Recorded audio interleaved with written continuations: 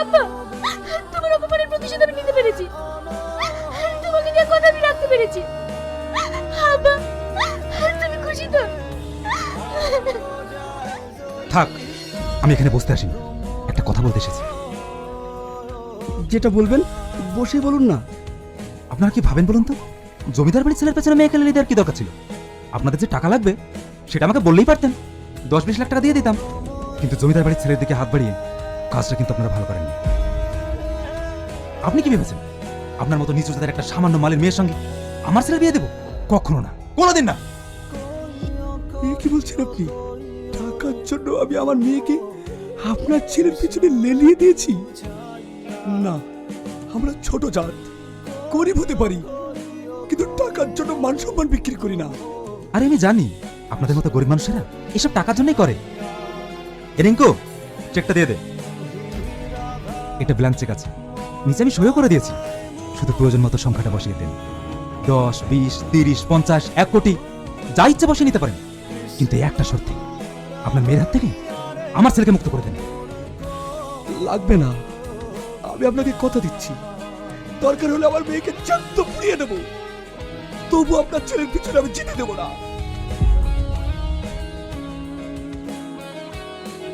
কি হলো আব্বা, তুমি কাঁদছো কেন? তোর মতো মেয়ে যার ঘরে থাকবে তাকে তো কাঁদতেই হবে। এ তুমি কি বলছো আব্বা? হ্যাঁ, তোর আব্বা ঠিকই বলছে।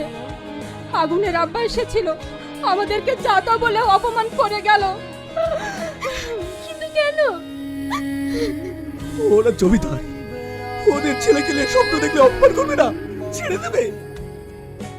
তুই আমার মাথায় হাত দিয়ে কথা দে, তুই এই আগুনের সাথে আর কোনোদিন মিশবি না। আমি তোমাকে কথা দিলাম, যে সম্পর্কের জন্য আমার আব্বাকে কাঁদতে হয় সে সম্পর্ক আমি চাই না। যে সম্পর্কের জন্য আমার জন্মদাতা পিতামাতাকে অপমান করা হয়, সে সম্পর্ক আমি চাই না।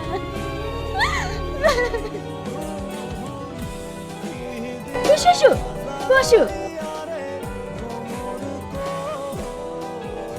কি রে, তুই বলে আগুনকে আসতে বলেছিস? হ্যাঁ, একটা কথা বলার ছিল। কি বলবি বল। আচ্ছা দাদু, আমি যে এতদিন ধরে আগুনের সাথে প্রেমের অভিনয় করেছি, তোমরা একটু বুঝতে পারোনি? তুমি আমার সঙ্গে অভিনয় করেছো মানে? তুই কি বলছিস? অভিনয়টা খুব ভালো করেছি তো, তাই তোমরা কেউ বুঝতে পারোনি। এসব তুই কি বলছিস? আমি ঠিকই বলছি, আমি আগুনকে কোনোদিনই ভালোবাসিনি, ওর সাথে শুধু অভিনয় করেছি। অভিনয়?